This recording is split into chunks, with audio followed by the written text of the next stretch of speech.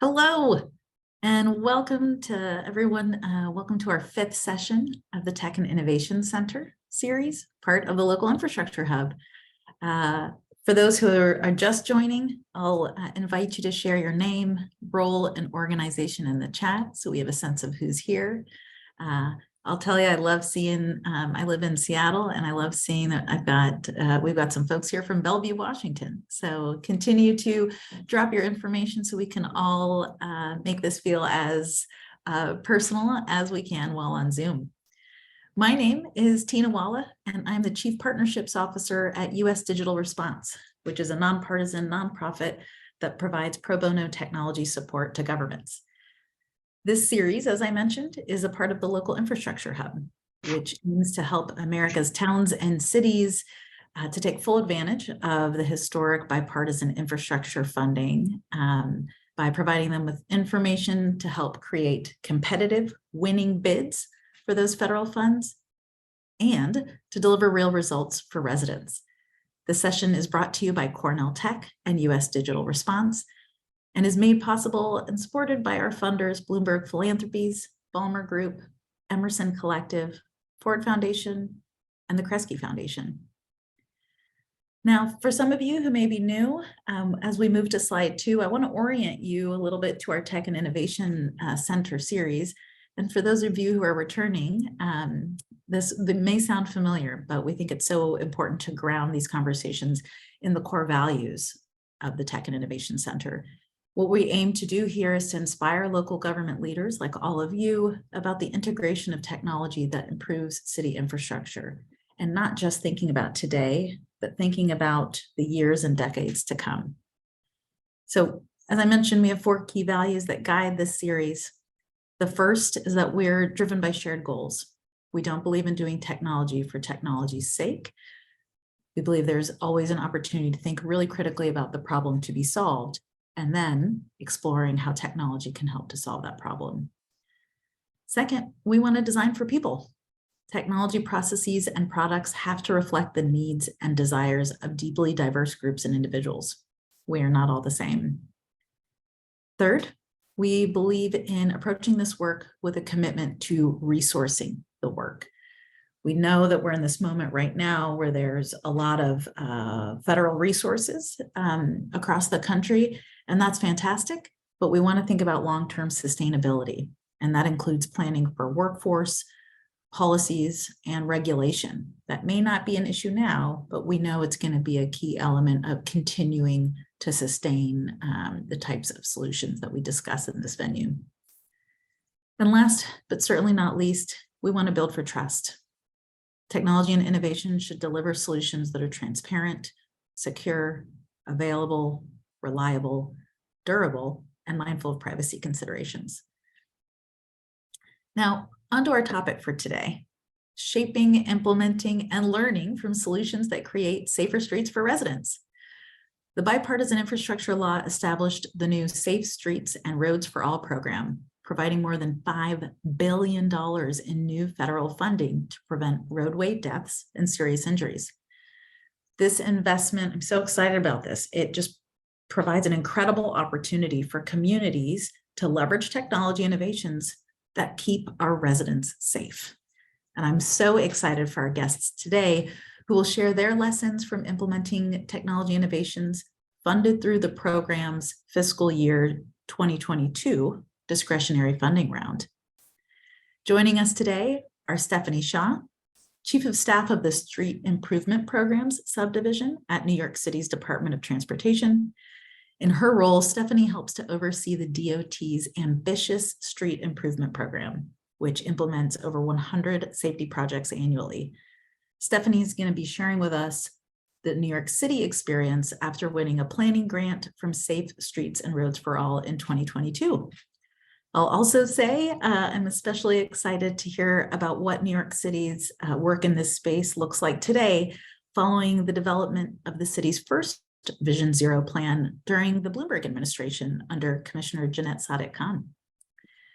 Also joining us today is Melissa Taylor, Director of Strategic Long-Range Planning with the Chattanooga Hamilton County Regional Planning Agency. Melissa oversees big picture plans and programs for the Regional Planning Agency, and she'll be sharing with us insights from her office's work to develop a comprehensive understanding of safety for their region. For those of you who have been to these sessions before, you won't be surprised to hear that Melissa's work is going to speak about the importance of collaboration and coordination outside of any single agency. So I think there's going to be some really great insights for everyone here on the call today. Now, one last thing before we get started. We want to ask 2 quick questions of the audience, as we typically do, as we get started. The first question is, where is your city on its Vision Zero journey? You may not have a Vision Zero strategy. You may be actively gathering information or starting to plan a project.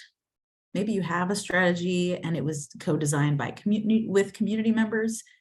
Maybe you're on the path, on the implementation pathway. Or you might be at a point where you actually need to update or revise your strategy. Regardless, we'd love to hear where you're at. And the second poll question, how likely are you to apply for the Safe Streets and Roads for All program this year?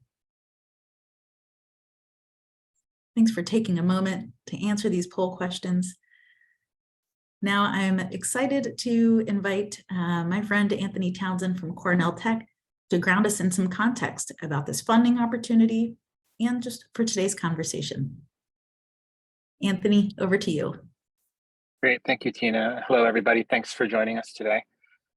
Just to provide a real high-level orientation on this funding opportunity, Safe Streets and Roads for All, as Tina mentioned, was established under the bipartisan infrastructure law. And in fact, the fiscal year 2020 awards were only made about 2 months ago. So DOT is very much, I think, trying to push the disbursement of these funds out as fast as possible. And the NOFO for fiscal year 2023 was released about 10 days ago. And so that the due date for that will be in mid-July. I think I have it on the next slide. But this is really moving very quickly. There are 2 kinds of grants in the program. There are action plan grants, and those support cities to develop or update what they call a comprehensive safety action plan, what many cities has been called a Vision Zero plan, or to conduct initial or additional planning, design, and development activities to support an existing action plan. On the other side are implementation grants, and that's clearly to carry out the projects and strategies that you have identified in your action plan. The eligibility for implementation grants requires an action plan to be in place. So cities either need to have created a qualifying plan that has various different topics covered, or previously without federal funding, or have received an action plan grant from this program to prepare. So it's kind of a phased approach that requires planning before doing. The 2022 awards dispersed $800 million for 473 action plan grants, which I'm just going to guess is like 10 times as many cities as had Vision Zero plans before this program. And we're going to be doing it at that scale again this year, and 37 implementation grants. And you can actually see summaries of all the awards at this web address, which we can also make available in the chat as well as after the meeting. Could I have the next slide, please? So for 2023, as I mentioned, the Notice of Funding opportunity is live. We're about 100 days out. So I think we're very early in this cycle. There's plenty of time to get mobilized for this year. And some of the highlights, there's more money this year, some of which was actually rolled over from last year. And this is kind of a interesting development that there's more money was allocated for planning grants last year than was dispersed. And so at this point, the action plan program is not seen as competitive. It's actually operating more like a formula program in that almost 100% of the cities that applied last year were funded. So I think there's really no excuse this year if you don't have a comprehensive pedestrian safety plan. The money is there for the taking, and I believe that every city should that wants to do this should and can. So money was rolled over from last year. The implementation grants are much more competitive. Only about 20%. It's half of the money, but because it costs more to do implementation, far fewer projects can be funded. So I think in the 5-year span of the bipartisan infrastructure law funding, I think there's still a lot of emphasis on spreading the planning parts of the program nationwide. And that's really just an amazing ambition, and it'll be a fantastic achievement to scale these Vision Zero successes, really to every large municipality around the country. If I could go to the next slide, I'm not going to talk through all of these bullet points. What I merely want to highlight here is that even though I think the emphasis and the primary goal of Vision Zero strategies and this program of scaling Vision Zero is to do the basic things that we know we can do to streets to make them safer. And that's usually paint and concrete and signs. But I think the federal government is really encouraging and soliciting cities to come up with ideas about how technology and innovation can play a role. What you see here I've highlighted some of the places where they're asking, and raising the possibility of using new data, particularly in the planning grant proposals. If you go to the next slide, when we get into the implementation grants, actually deploying technological solutions to improve pedestrian safety. If you go to the next slide, you'll see just about half of the requirements or the illustrative use cases, in the case of the implementation grants, open the door for technology-enabled solutions. So I think if there's any hesitation on the part of any cities to propose technology solutions as part of their implementation projects in particular, you should go ahead, because I think we're getting all green lights from the Department of Transportation on that. And I think that's all I have. Thanks, Anthony. So everyone, you just got the overview from Anthony about this NOFO opportunity. I know as a former city official myself, I'm finding myself leaning in physically more, just as Anthony articulated the value and really the low barriers, particularly for those planning grants. So let's, I want to shift and bring in our speakers. I'm going to start with Stephanie Shaw from New York City. And Stephanie, I would love to hear from you. My understanding is that the DOT has several projects that were funded by the first round of Safe Streets and Roads for All grants in fiscal year 2022. I'd love for you to start by giving us a quick overview of those projects and how they fit into the big picture of New York City's overall Vision Zero vision. Sure. Well, thank you so much for having me, Tina. So as part of the Safe Streets and Roads for All grant, NYC DOT applied for 3 different parts of the grant. One planning component, which is sort of what my team is mostly involved in, and 2 implementation portions. We have a capital plan to transform the Delancey Street corridor. And we also have the implementation of intelligent speed assist program for all of our fleet vehicles, for non-emergency vehicles in New York.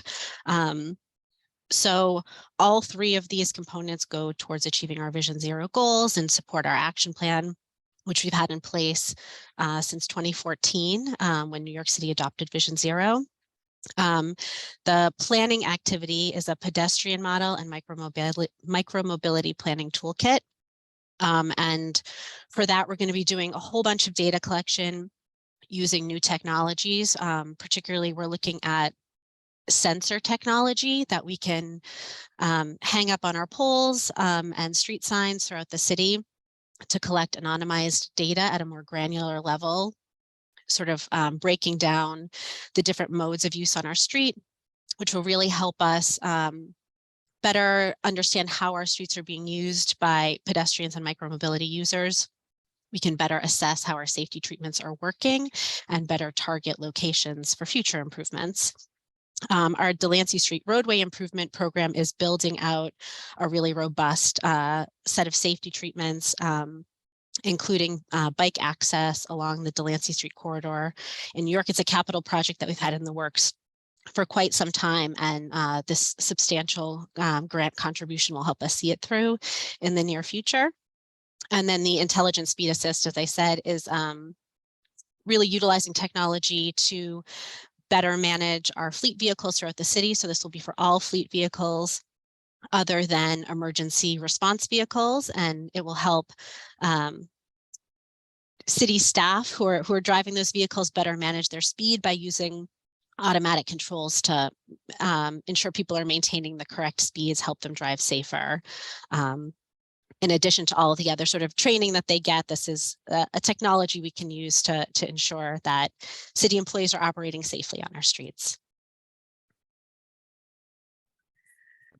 That's fantastic. And I think one thing I just want to pause and call out is the diversity of those different projects that you've got and how they're helping New York City DOT with different elements of your Vision Zero plan. And so just want to call that out, call attention to that for everyone who's joining, just to get those juices flowing for what opportunities may stand out for your community.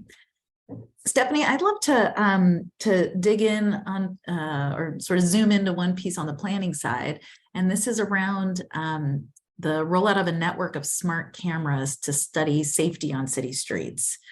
I'm really fascinated about this and would love for you to tell us about what the city's doing and why. Sure. So we're sort of actually pairing this grant that we've received for Safe Streets for All with grant funding we also received as part of the RAISE grant, which is also part of the bipartisan infrastructure law. Through, we do it, and I think many cities around the country do a ton of data collection on how vehicles are utilizing our roadways, and we do a lot of collection on other modes as well, but it's historically been more challenging to capture continuous use data at a lot of locations. Our data collection has often been in service of particular projects, really time limited and location limited. So we sort of see the opportunities we have with both RAISE and Safe Streets for All to collect more continuous data about how pedestrians, cyclists, and other users of the street are operating on the street.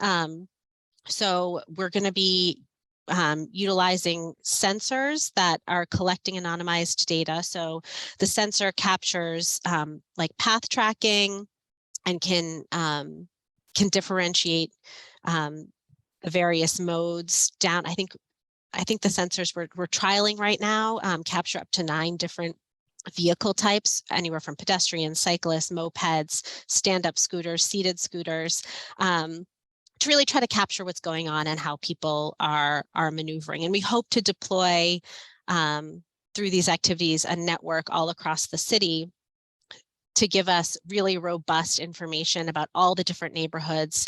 And we can build these models, a bicycle model with the RAISE grant funding and a pedestrian model with the Safe Streets funding, to have just a better view of the city, to better target our safety projects, and to sort of fill the gaps in the data that we really have been lacking for quite a long time. So some of the slides that are up right now, we're trialing one sensor type right now at some of our open street locations, which have a high volume of pedestrian use. These streets close to vehicle traffic or have limited local access during various points of the day or week. So this is one of those locations in Brooklyn, New York.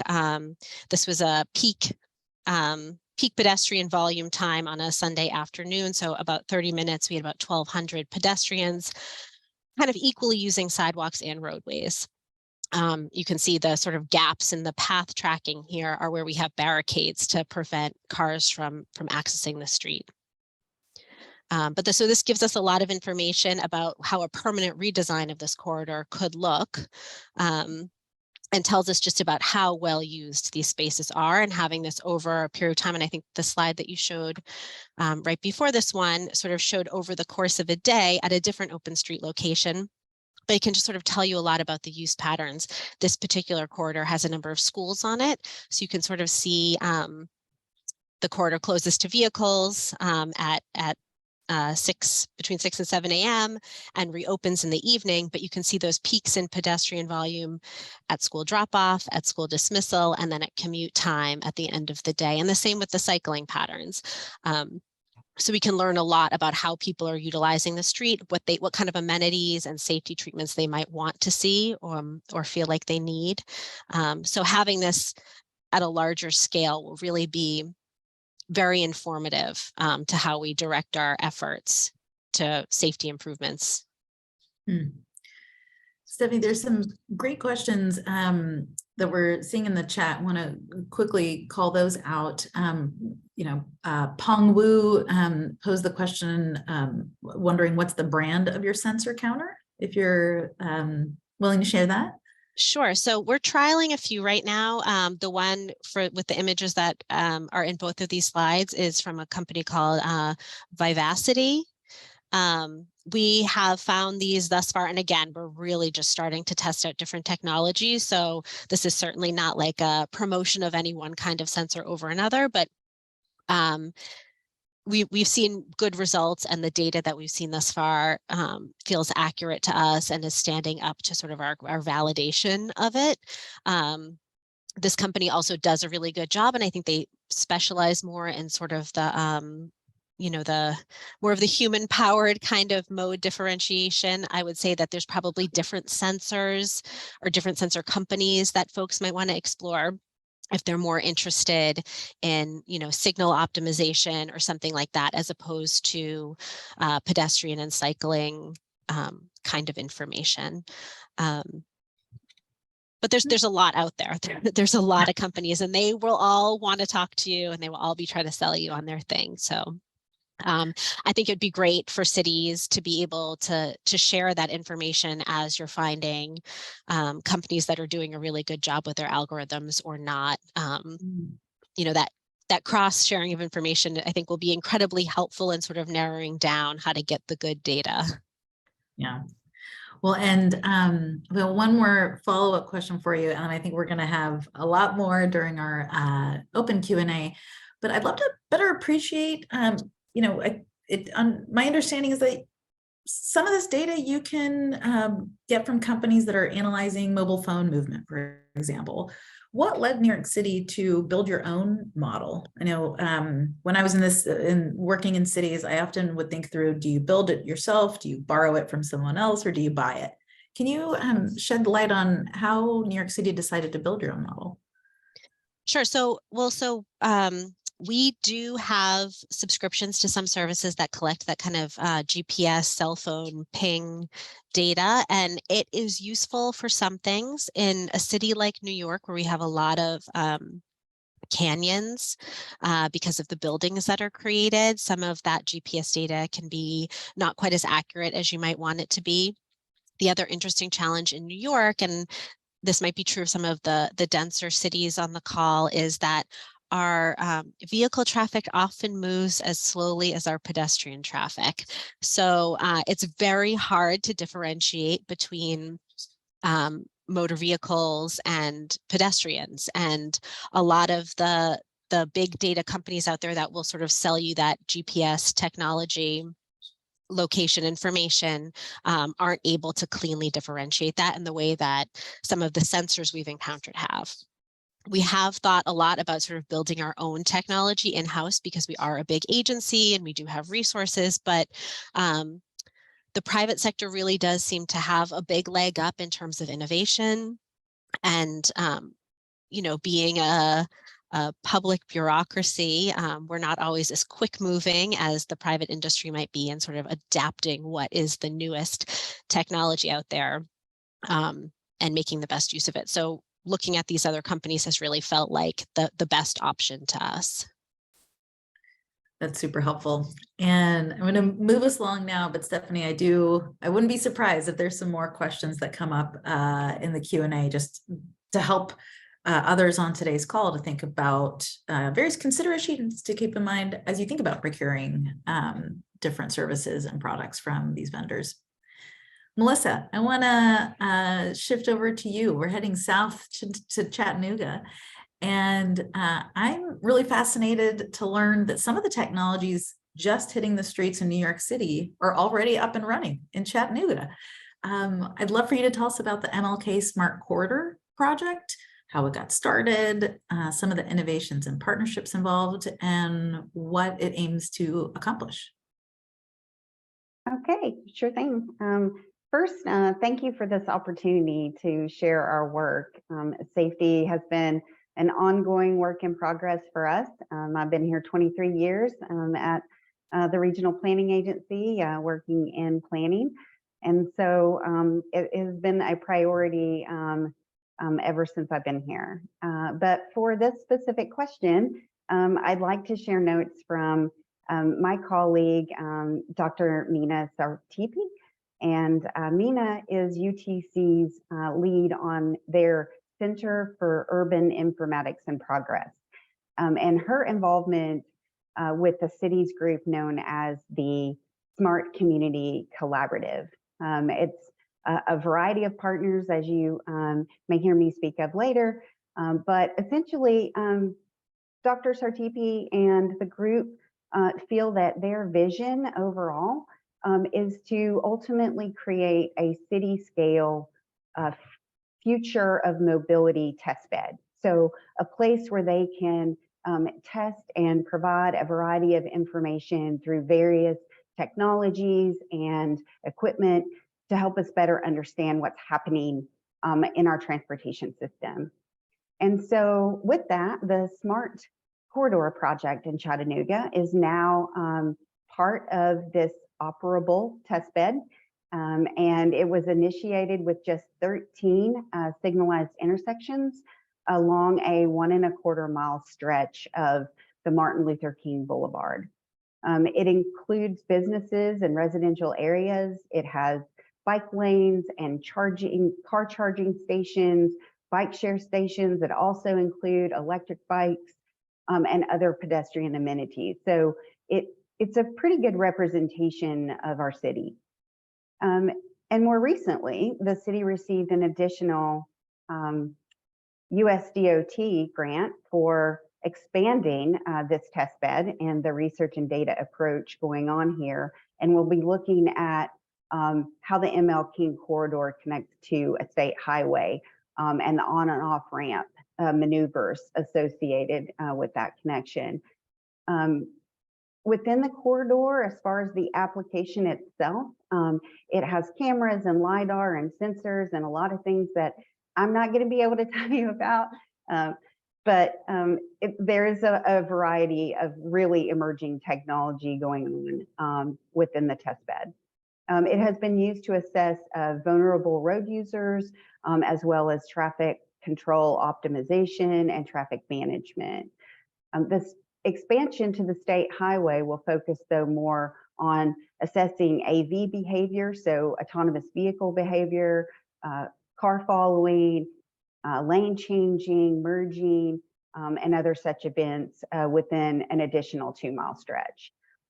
This expansion will add 27 intersections to the adjacent area, parallel to the ML King Boulevard. So you see on your screen there the 2 corridors that we're talking about. And with those 27 intersections in the adjacent area, those will be like the 2 main corridors because they actually provide the most direct east-west connection, and especially to other more eastern portions of Chattanooga. And for example, the busiest transit line that we have runs down Martin Luther King Boulevard, and then it comes back on this anticipated expansion corridor and serves a few of our underserved communities. Next year, they will begin planning for a future phase, which is anticipated to cover almost 100 intersections in downtown, and would make the test bed the largest in the nation for connected, autonomous, and electric vehicles. But you might be wondering, okay, about all this, how is this related to this webinar today and what we're talking about and the conversations that are going on with our safety and Vision Zero efforts. Well, initially, when the test bed was first developed, they had Vision Zero in mind. If an accident happened, I think what they were initially hoping to do was say, okay, we've got it documented, let's take a look at it, let's figure out what's happening there. But then city officials wanted to understand, okay, but are there areas that we could end up determining would have a high probability of accidents or some type of maneuvering that might be happening? Like, can we do some sort of predictive modeling with that? So there is predictive modeling that's going on as well. And then in addition to recording these events of the examples of like near misses, jaywalking, multimodal interactions, or wrong way traffic, for instance, that highlighting of those reoccurring events could be helpful in our city planning work when we're thinking about the future of a regional transportation plan and what kind of things do we need to be looking at, taking a look at different types of data sets.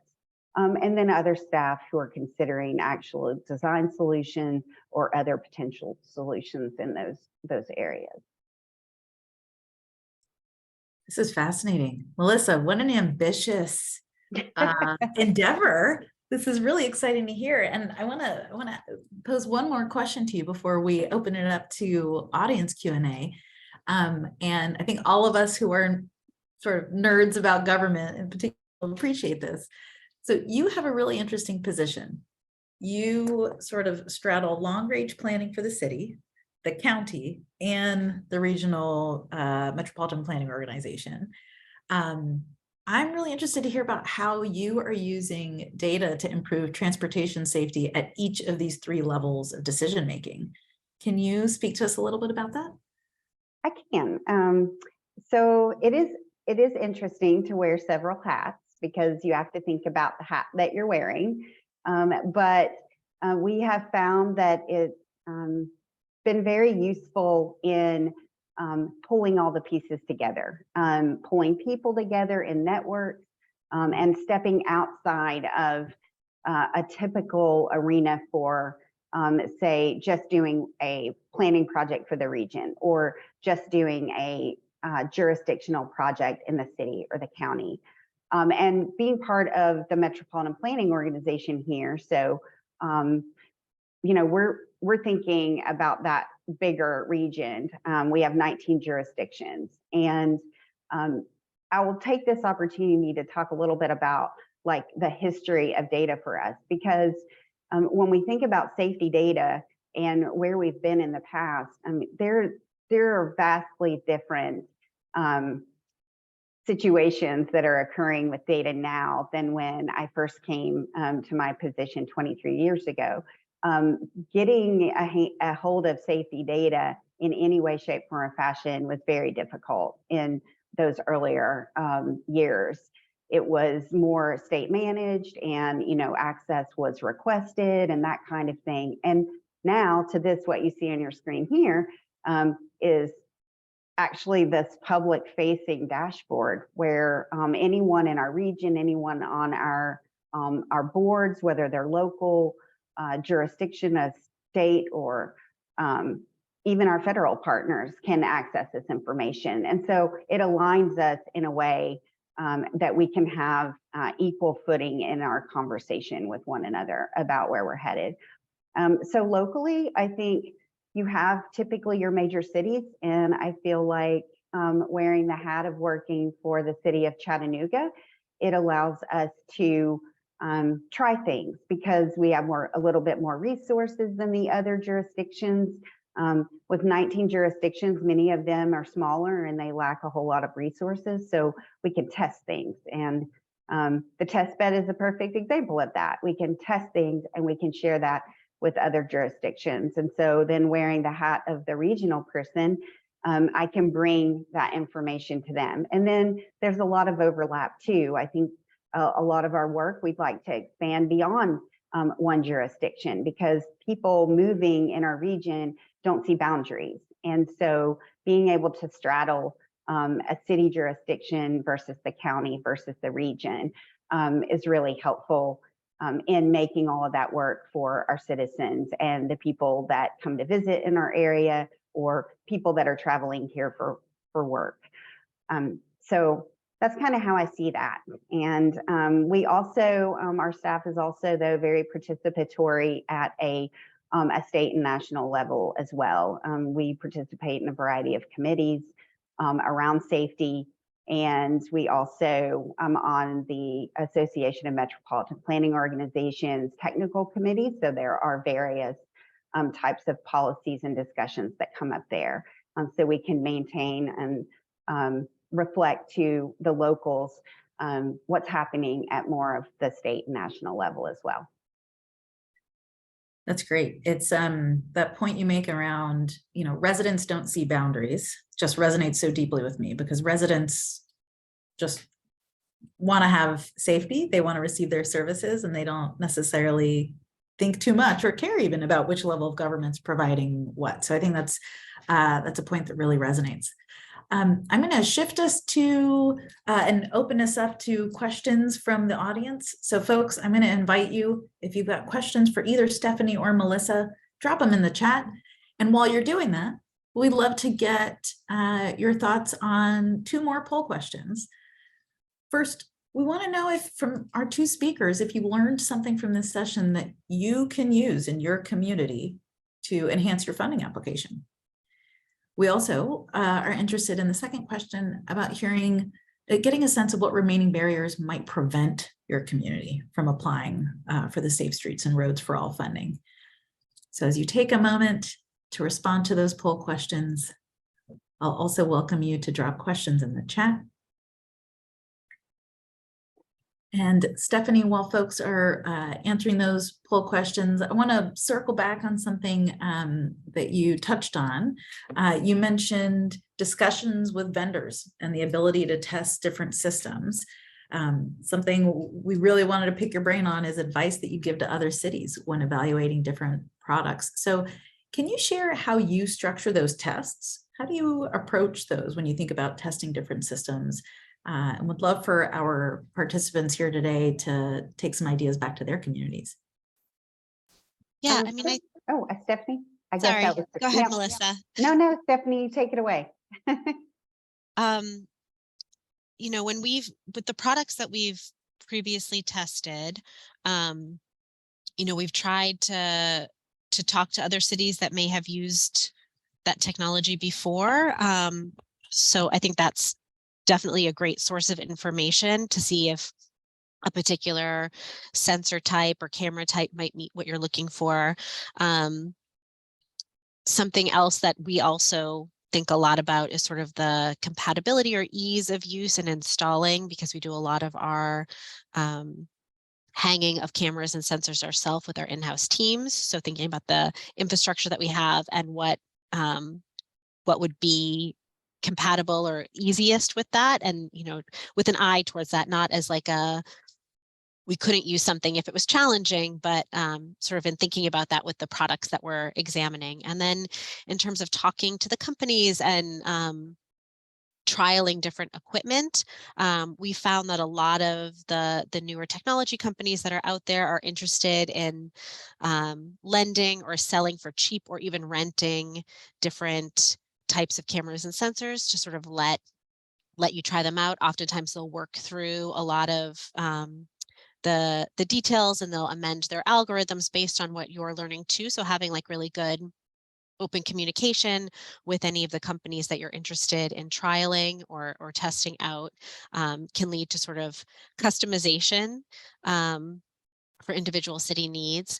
But I would say in locations that you were thinking about testing cameras, if you're trialing a technology to see if their algorithm, to see if their product might work really well for you, I would suggest picking locations where you have like a good sense of what's going on, and then looking at the data, making sure it sort of matches up with your assumptions, and having a plan to do some kind of validation. Because we have found with some pieces of equipment that we would look at the data and say, like, this seems really weird. And then when we'd go back and talk to the company, they'd be like, oh yeah, we have a really hard time in certain locations with our sensors counting the people riding the bikes as pedestrians, and then the bikes as bicyclists. And so then they have, you know, that was one instance, and they were like, we'll work on our algorithm to like figure out how to like have it validate itself so it's not doing that. But that's something that, you know, we saw in one location. But the only reason we sort of picked up on it is because we knew that this particular location had a lot of bikes and not a lot of pedestrians already. So that's great. Really actionable advice for others on the call, thinking about how might you sort of like try out some of these technologies before you fully commit to owning them. It's a great tangible piece of advice that hopefully folks can make good use of. Anthony, I'm going to come to you. I think you've got a question. Yeah, thank you both. This is really fascinating to see the work that you're doing and the impact that it's having. It got me thinking, looking at those data visualizations about like what some of the other, like, let's say non-technical uses of the data beyond the day-to-day needs of either city or regional planning. I'm thinking about things like raising public awareness about what the risks, what the results of the Vision Zero improvements might be, or, you know, demonstrating benefits in other ways. Like, how are you thinking about the kind of ancillary uses of this data and how it might support the broader pedestrian safety campaign in government? yeah, I mean, I think from it, and we've already started with the few sensors that we have up using those visualizations in public presentations. So we are undergoing for that, the location that I showed that had the path tracking on it, we're undergoing a redesign of that corridor to sort of reinforce the limited local access nature of it in our operational materials, so markings, flexible bollards, things like that. But as part of that process, we're going to the community board, which here in New York is like a community appointed community group that sort of speaks on behalf of their community. And we do a lot of work with them on the projects that we're proposing and sort of tweaking and not getting their approval necessarily, but making sure they're informed and trying to get them on board with what our plans are. So that is a visualization we've shown to really illustrate the fact that, like, there is a ton of pedestrians who are using this roadway, and it is a benefit for the community as a whole to have that space available and to have it be safe. So I think that's one really useful outcome of having this kind of visualization. Is that community, you know, showing the community like these are the numbers, and you can sort of see how intensive this use is. One of the other pieces that we're just starting to look at from what we're getting back from these sensors is near miss detection, which I think is something that's going to be really helpful in the future in illustrating to communities and elected officials for where we're putting in safety treatments that might have in some people's eyes, some negative, like some parking, repurposing, something like that, to show, you know, we're seeing a lot of this conflict here. We're seeing a lot of near misses. Maybe something hasn't happened here yet, but it's really a matter of time, and the data shows that. So we need to do something. Yeah, I think those are potential really good more community uses for this information. That's great. We've got some great questions coming in. I see Vanjie Garcia has a question around if there's advice for smaller jurisdictions who don't have staff resources to try test technologies. Vanjie, great question. And what I'd like to do is actually invite all of our participants, so not just our speakers, but would love to hear from everyone. What advice might you have for Vanjie and their community? While you're thinking about that, Melissa, we got a question for you from Kate Fethilova. Kate's asking if you could share some specific examples of how crash data has been utilized to prevent fatalities and serious injuries. So I think it's a great question.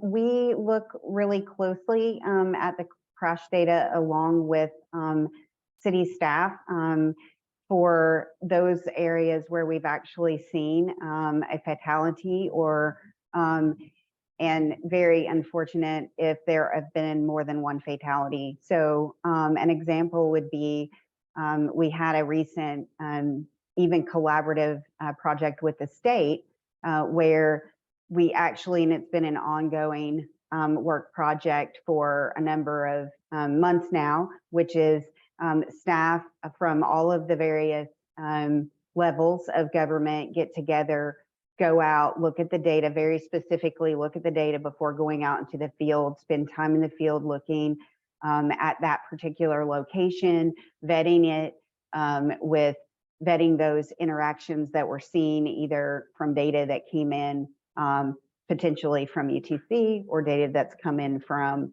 the city staff and or the state officials, and talking about that information and then working collaboratively to talk through a design of an implementation project that would seek to change that. And that is happening right now, and they are wrapping up the final solution on that. I will say that that's probably the first time that it's been a really big type of project and coordination and like vetting of what is going to be the solution.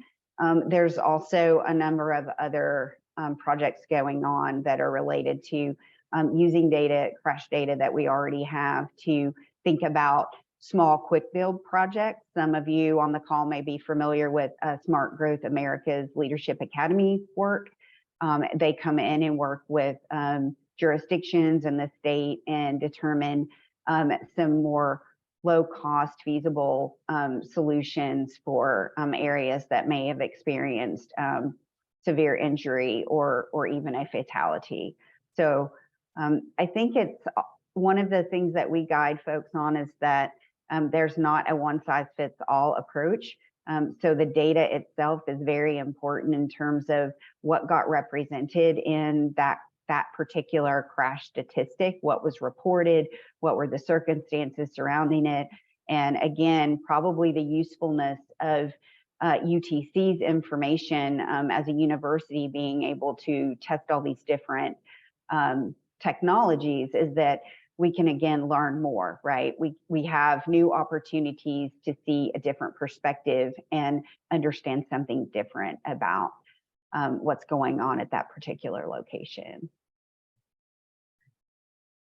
That's super helpful, Melissa. Thank you. And let me, while you're off mute, let me get your thoughts on the question we got from Vanjie Garcia. What advice would you have for smaller jurisdictions who don't have, the depth of staff capacities to be able to test out some of these technologies? Is there any advice you would have?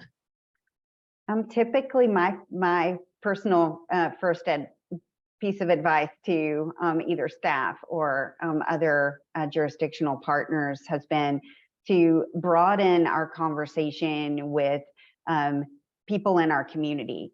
There are a lot of levels of and varying degrees of expertise happening in our own communities. And I challenge us to open the door for a lot of different partnerships and open the door to public-private opportunities and projects.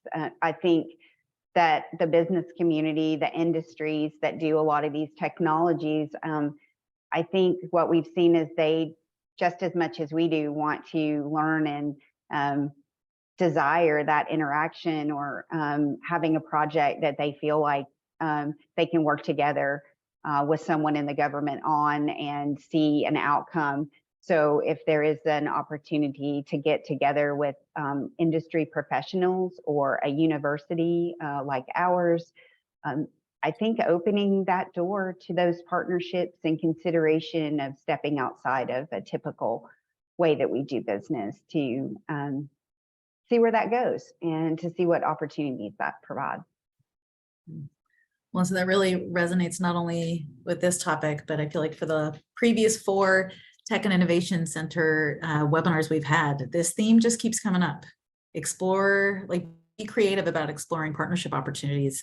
And regardless of the reason why, whether it's limited staff capacity or limitations on other resources, it's just this constant theme. So really appreciate you speaking to that. Stephanie, I'd love to invite you in if you have thoughts on this question about how to approach testing technologies if you don't have the sort of deep bench of staff that may be needed. Anything you would add to what Melissa shared? Yeah, I mean, I would just echo the idea of engaging with other folks, whether that's, you know, people very locally who might understand sort of the specific needs of your community, or cities across the country. I think forums like this, forums like NACDO, can be super useful in understanding what other folks have tried and the challenges or successes they've had with those technologies. And you know, if you don't have the ability to try something out yourself, I think that's kind of the next best thing. And most cities, most people are very willing to share both the positives and minuses of all of these technologies. That's a great suggestion. If you don't have someone in your own jurisdiction, your peers in other communities may be able to help. And I think that's another theme that we've heard consistently, is a desire to really lean in and support one another and learn from one another in terms of, you know, as we're all going on this journey. No need for everyone to go through the same mistakes or learnings. We can also leverage them from one another. That really resonates. As we approach the top of the hour, I'd love to invite Melissa and Stephanie. I want each of you to share one piece of practical advice that you have for cities that are on today's call. They're prepping their applications for the Safe Streets and Roads for All funding opportunity.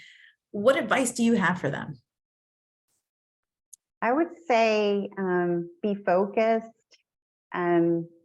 If you haven't really worked a whole lot with the safety data, or you haven't really explored all of the varying degrees of that kind of information, just the starting small, being focused, where's your issue, and then how can you bring in those partners to bring them to the table with their unique set of skills or their expertise, and partner on the project just in a way of context, right? So even if they don't have a role to play in the implementation of whether it's a planning grant or whether it's a implementation grant, but that you're being clear about what you want to solve or do, and you're bringing people together to help you understand what that's going to look like, and how to deliver